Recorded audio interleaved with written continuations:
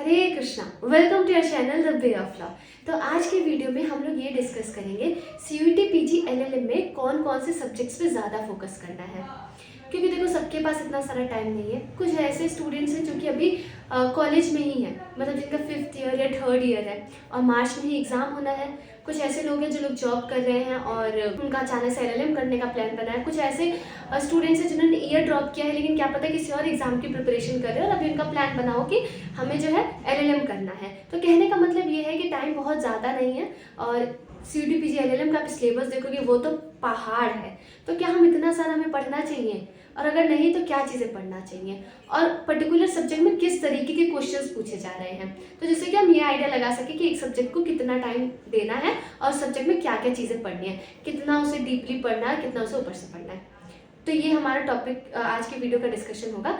और ये मेरा जो भी मैं आपको बताने वाली हूँ, मैंने पास्ट ईयर के पेपर्स को एनालाइज करके आपके सामने चीज़ें रख रही हूँ। ये बताने से पहले, सब्जेक्ट बताने से पहले मैं आपको एक चीज़ क्लियर कर देना चाहती हूँ। मैं वीडियो में बार बार नहीं बोलूँगी। वो चीज़ ये है कि सीयूईटी पीजी का जो पेपर है बिल्कुल भी कोई डीप कंसेप्चुअल चीज़ें नहीं पूछी जाती हैं। पहली चीज़, अगर आपको नॉर्मल बेयर एक्ट आपने पढ़ रखा है, आपको उसकी नॉलेज है, अगर आपने ठीक से अपने कॉलेज में लॉ पढ़ा है, तो ट्रस्ट में this exam is nothing for you. सही में the only thing you need is just the revision, सबसे इंपॉर्टेंट चीज़ है। और दूसरी बात ये कि ये जो एग्ज़ाम है इसके पीछे का आप मोटिव समझो। इसके पीछे का मोटिव ये है कि एक लॉ स्टूडेंट, मतलब जो भी स्टूडेंट इस एग्ज़ाम के लिए अपेयर हो रहा है, उसके पास बेसिक लॉ की नॉलेज होनी चाहिए। एनटीए यही टेस्ट करना चाहता है और उस हिसाब से अगर मैं पेपर को जज करूँ, पेपर एकदम ठीक है, बिल्कुल भी डीप क्वेश्चंस नहीं है और बिल्कुल भी इररिलेवेंट क्वेश्चंस नहीं है। ठीक है, इजी क्वेश्चंस पूछे गए हैं जिससे कि एक स्टूडेंट की लॉ की नॉलेज को टेस्ट किया जा सकता है। और जिसे नहीं भी पढ़ा है, जैसे मैं कह रही हूँ कि जिसने अच्छे से पढ़ा वो आंसर कर सकता है, और जिसे नहीं भी पढ़ा ना, वो अभी बेयर एक्ट वगैरह पढ़ ले, वो आंसर कर सकता है। तो बहुत पहाड़ चीज़ नहीं है। और ये जो सारे सब्जेक्ट्स हैं सब नहीं पढ़ना, कुछ ही सब्जेक्ट्स हैं जो पढ़ना है ना। मतलब 8 से 10 में बता रही हूँ, देखो आधे सब्जेक्ट्स, आधे से भी कम आपको पढ़ने हैं। तो देखते हैं सब वो सब्जेक्ट्स कौन से हैं। तो सबसे पहला सब्जेक्ट किसी भी लॉ एग्जाम में क्या होता है, you guessed it right, constitution. सबसे इंपॉर्टेंट हमारे लिए क्या होता है, कॉन्स्टिट्यूशन। अब कॉन्स्टिट्यूशन तो पता है, लेकिन इसके अंदर क्वेश्चंस कैसे पूछे जाते हैं। तो देखो इसमें ना कॉन्स्टिट्यूशन से रिलेटेड जो लैंडमार्क केसेस है वो पूछा जाता है। फिर इंडेक्स बेस्ड क्वेश्चन भी डायरेक्ट रहता है, जैसे टैक्स वगैरह से रिलेटेड नहीं रहते, वो पूछ लिया जाता है। फंडामेंटल राइट से क्वेश्चन तो आता ही आता है। तो बहुत ज़्यादा मतलब डिफिकल्ट क्वेश्चन नहीं है, इजी क्वेश्चन है। तो बेयर एक्ट आप एक बारी पूरा पढ़ लेना। कॉन्स्टिट्यूशन को बाकी सब्जेक्ट से कंपेरिजन थोड़ा ज़्यादा टाइम दे देना और स्टार्ट इसी से करना, क्योंकि सबसे ज़्यादा क्वेश्चंस इसी से बनते हैं। ठीक है, ये था कॉन्स्टिट्यूशन। दूसरा एडमिनिस्ट्रेटिव लॉ। आप सोचोगे एडमिनिस्ट्रेटिव लॉ की तो बेयर एक्ट नहीं है, इसे कैसे पढ़ना है। देखो एडमिनिस्ट्रेटिव लॉ जो है वो बहुत ज़्यादा, तो मतलब बहुत सारी चीज़ें ऐसी हैं जो आप कॉन्स्टिट्यूशन से रिलेट कर सकते हो, लेकिन दोनों साल 2022 में भी और 23 में भी एडमिनिस्ट्रेटिव लॉ से क्वेश्चन आया है और 3-4 बराबर आए दोनों बार। ऐसा नहीं कि एक बार कम एक बार ज़्यादा। तो इस बार भी चांसेस है कि एडमिनिस्ट्रेटिव लॉ से क्वेश्चन आएगा। और इसमें जो क्वेश्चन पूछा जा रहा है वो आपसे या तो कोई natural law, natural justice, principles of natural justice पूछा जा रहा है, ये पूछा जा सकता है। दूसरा आपसे एक डेलीगेटेड लेजिस्लेशन का कंसेप्ट है। ये वाला टॉपिक तो ना मुझे लगता है सबका ही फेवरेट है। एडमिनिस्ट्रेटिव लॉ जहाँ पे आता है ये वाला टॉपिक पक्के से आता है। तो ये दो चीज़ें हैं, प्रिंसिपल ऑफ नेचुरल जस्टिस और डेलीगेटेड लेजिस्लेशन, इसे तो पक्के से ही करना है। और भी चीज़ें करनी है लेकिन इसे पक्के से करना है। आपका जो कॉलेज में सिलेबस होगा, अगर आपने पढ़ा होगा ना, तो आप आंसर कर लोगे। और एडमिनिस्ट्रेटिव लॉ की चैनल पे भी प्लेलिस्ट है, उसे भी देख सकते हो, मतलब आप क्वेश्चन उससे आंसर कर सकते हो। एडमिनिस्ट्रेटिव लॉ 2 सब्जेक्ट्स हो गए। तीसरा हम बात करते हैं क्रिमिनल लॉज की। तो सबसे पहले आईपीसी की बात करते हैं। तो आईपीसी में 22 में ज़्यादा क्वेश्चंस थे, 23 में कम क्वेश्चंस थे। 24 में आ भी सकता है। देखो ऐसा हम नहीं कह सकते कि अच्छा इस बार कम आया। तो आईपीसी है। अब वो खैर वो भारतीय न्याय संहिता आ चुका है, लेकिन आईपीसी तो आईपीसी ही है ना।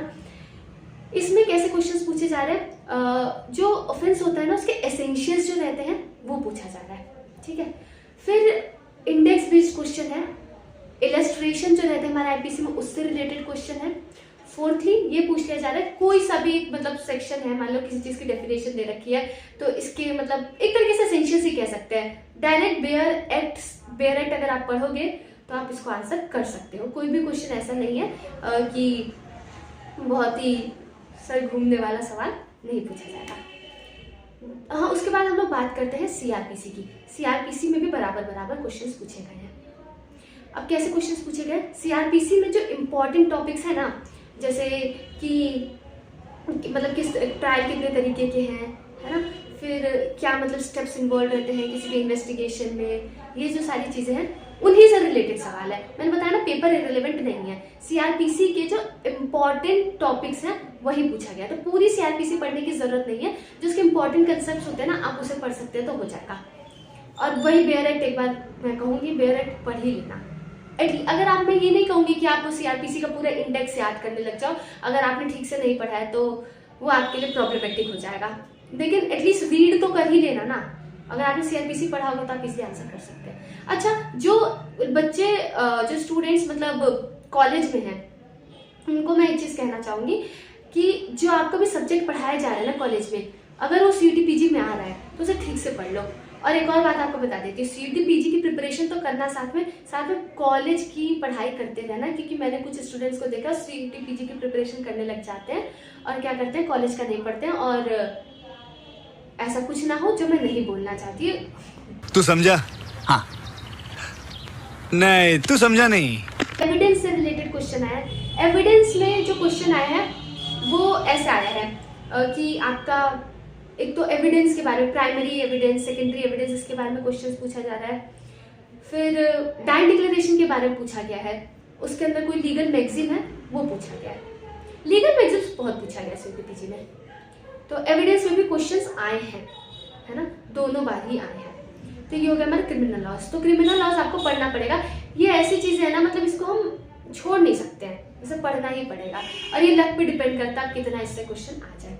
हमारे कितने सब्जेक्ट्स हो गए? 5 सब्जेक्ट हो गए। 3 हमारे क्रिमिनल लॉज, मतलब जो पूरा क्रिमिनल लॉ, एडमिनिस्ट्रेटिव लॉ और कॉन्स्टिट्यूशन। अब बात करते हैं लॉ ऑफ टॉर्ट्स की। लॉ ऑफ टॉर्ट्स के भी बराबर बराबर क्वेश्चन बने, अराउंड 4 क्वेश्चन दोनों साल बने हैं। इसके अंदर क्या पूछा जा रहा है? डायरेक्ट क्वेश्चन, न्यूसेंस, नेग्लिजेंस, मतलब जो टॉर्ट होता है ना उसके एसेंशियल से रिलेटेड क्वेश्चंस पूछे जा रहे हैं। ये इसका सबसे इंपॉर्टेंट चीज़ है। और फिर कोई लीगल मैगजीन है तो उससे रिलेटेड क्वेश्चंस आ सकता है। और इसके जो लैंडमार्क केसेस हैं वो पढ़ना है। बहुत हार्ड नहीं है, आसान है। अगला ज्यूरिस्प्रूडेंस की बात करते हैं। तो ज्यूरिस्प्रूडेंस में कैसे क्वेश्चंस पूछे जा रहे हैं? दोनों साल इसमें बराबर क्वेश्चंस बैठे हैं, 3-4 के आसपास बैठे ही हैं क्वेश्चंस। इसमें कोई पर्टिकुलर ज्यूरिस्ट का नाम ले रहे हैं और पूछ रहे उनकी क्या थ्योरी है। पता है, जो मैंने प्लेलिस्ट बनाया ना ज्यूरिस्प्रूडेंस का, आप चैनल पे चेक करोगे ना, तो मैंने क्या किया है, हर एक स्कूल के अंदर जिन जिन ज्यूरिस्ट को बताया है, मैंने उनकी थ्योरीज है इंपॉर्टेंट, वो मैंने बता रखा है। वहाँ से पढ़ोगे ना ज्यूरिस्प्रूडेंस, तो एटलीस्ट मैं करा ही दूंगी पूरा ज्यूरिस्प्रूडेंस की, आप चिंता मत करना। आप देखोगे ना, दैट्स वेरी सफिशिएंट। जितना चैनल पे अपलोडेड है ना, बहुत सफिशिएंट है। आप पढ़ोगे, आप इजली आंसर कर सकते हो।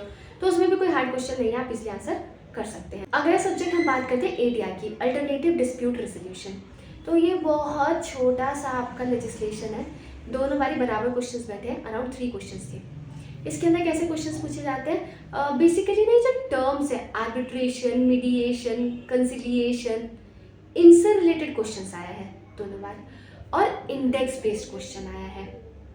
ठीक है, ये है आर्बिट्रेशन का, मतलब अल्टरनेटिव डिस्प्यूट रेजोल्यूशन का। बहुत आसान क्वेश्चन आता है, बहुत कम सिलेबस है, पढ़ ही लेना, क्योंकि देखो दोनों बार बराबर क्वेश्चंस बैठे हैं। और जो एडीआर है वैसे भी वो ट्रेंड में है, तो इससे रिलेटेड क्वेश्चंस तो आ सकते हैं। सी, हम बस गेस कर सकते हैं, अब एक्चुअल में क्या हो वो तो एनटीए वाले ही जाने।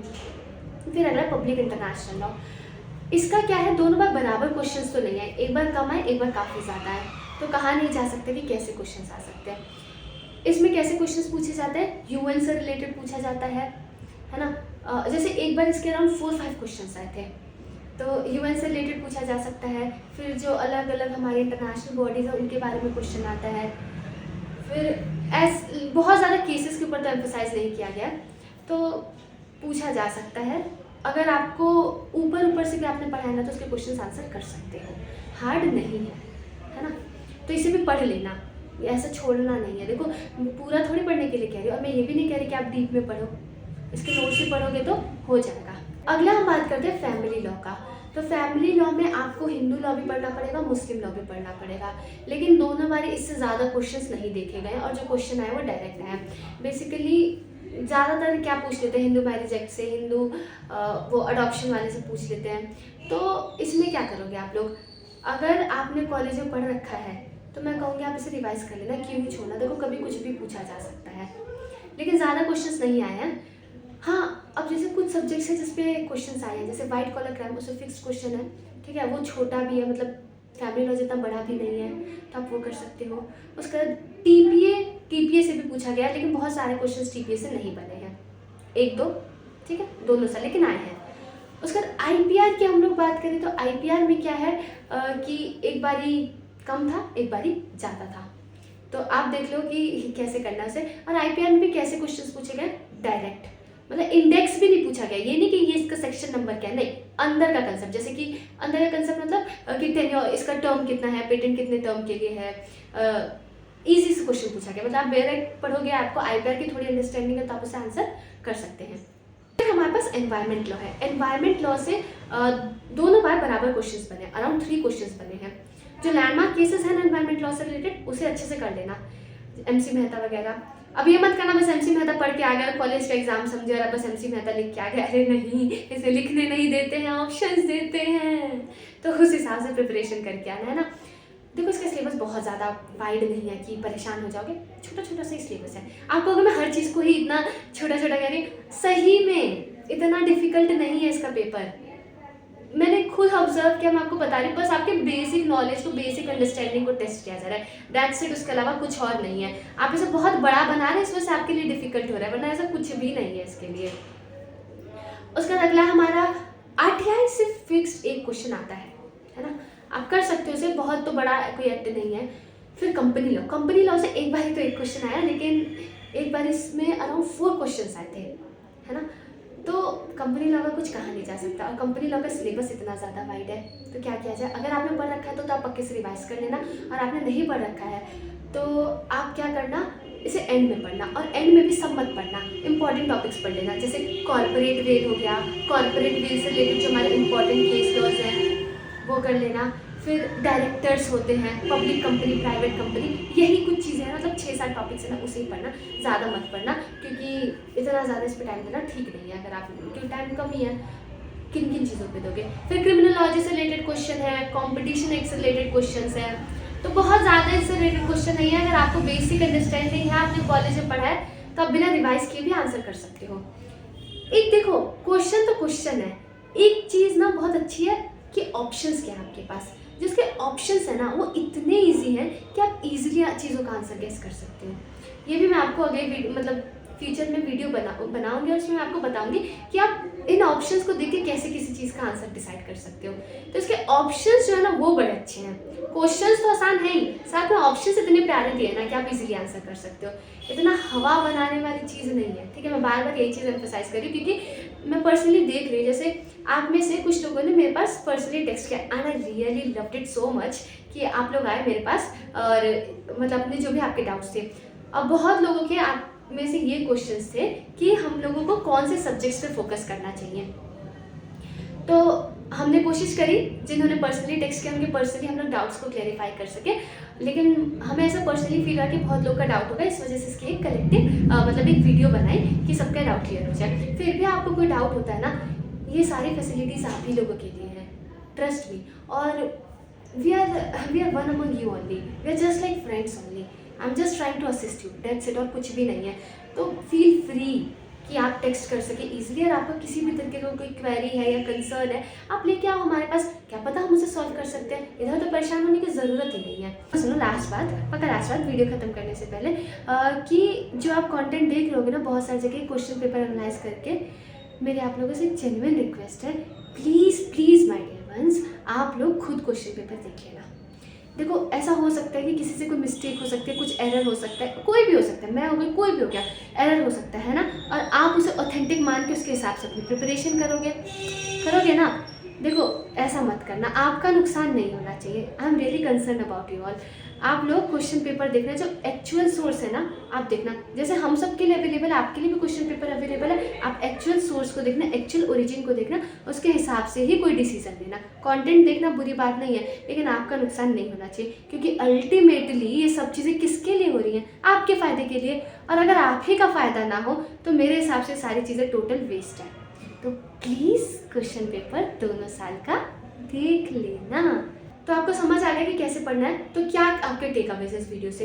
इस वीडियो से टेक अवेज ये है, जो मैंने आपको सब्जेक्ट्स बताया उन्हें पढ़ना है और ज़्यादा डीप में नहीं पढ़ना है, और लैंडमार्क केस लॉस पढ़ने हैं।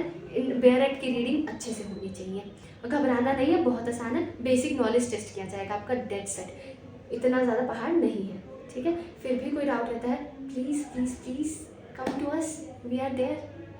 So thank you for watching this video. Hare Krishna and all the very best for your preparations. डरो मत।